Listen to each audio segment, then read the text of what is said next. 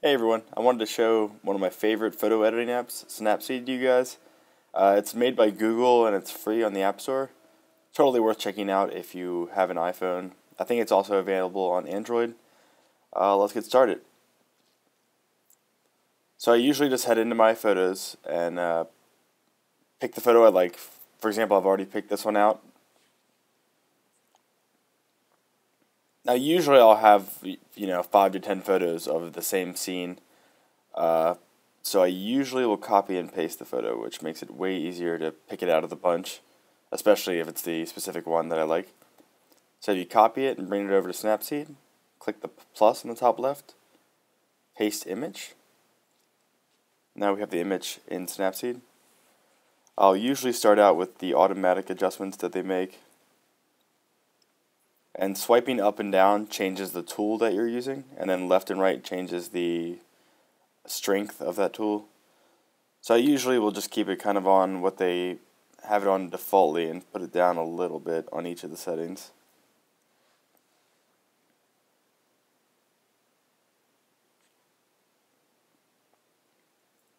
Tapping the image, you can see the original image versus the new one.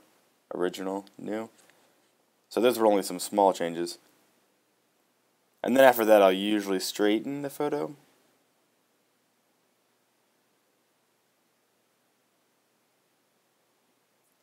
There are a few better apps to straighten photos in, but for this example, we'll be using Snapseed.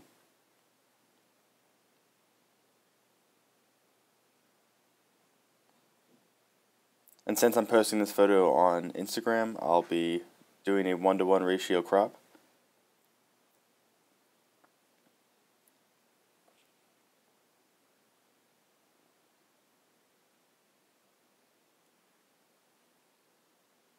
I think that looks pretty good.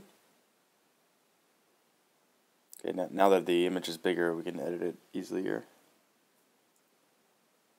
So let me head over to Tune Image. I'll usually bump the brightness up and the ambiance.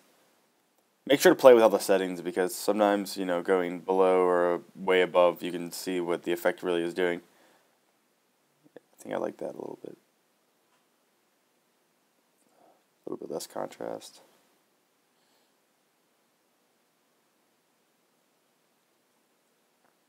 I think that I'll keep it what it was on. Increase the shadows a little bit. The warmth can probably stay the same. Playing around with the warmth is a lot of fun if you're editing city shots, especially at night, because usually it's a lot of yellow and you can make it look really blue and unique. Let's save that. Okay, looks like our image is turning out pretty good. Next I use Selective Adjust. Now I love this tool. If you hit the plus here, you can actually pick where you want to put it's basically an adjustment layer in a certain area. So for example, I can pick this yellow color over here, and the red is showing what it's going to edit. So this tool really only edits the color that you put it on. So I don't really like this yellow over here, so let me put the saturation down on it.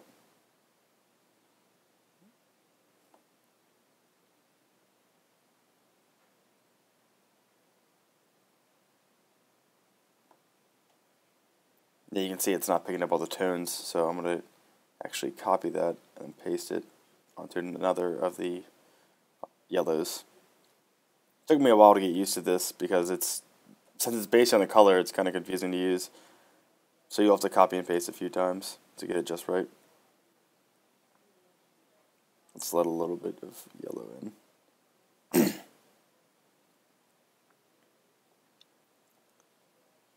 And one thing I noticed while using this tool is that you can only put a certain amount of the adjustments. So what I usually do is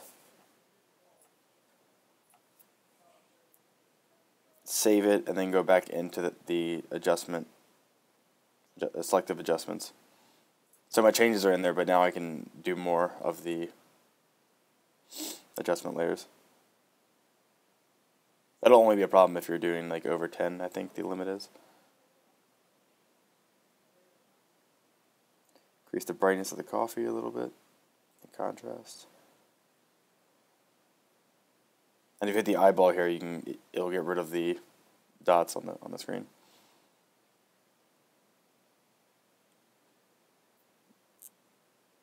Let's get this croissant looking a little bit better.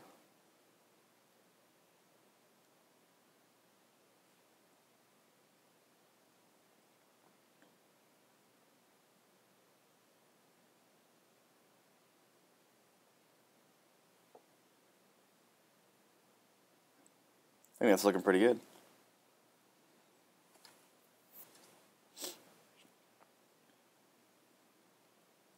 Let me do a few more selective adjusts to get rid of this rusty color a little bit.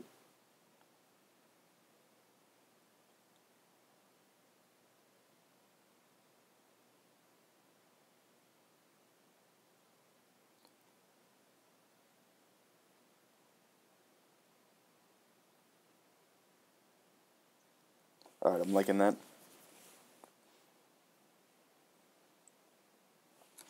And then I'll usually head over to details, bump the sharpness around 20 and the structure by 20. Or play around with it a lot to see just what we're doing here. Alright, that's looking really good.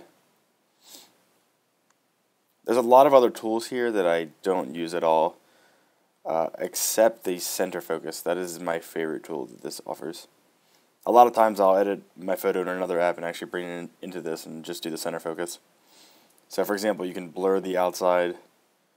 I hate doing blur, so I always get rid of that. Make this a little bit bigger.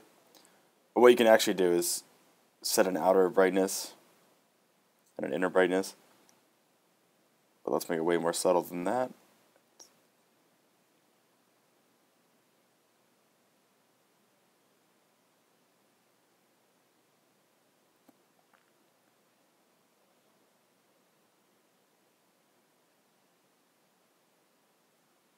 And there you go. There's the edited image. So before, after. Actually, let's bump the brightness down a little bit. I think I did the center brightness a little bit too high. Okay.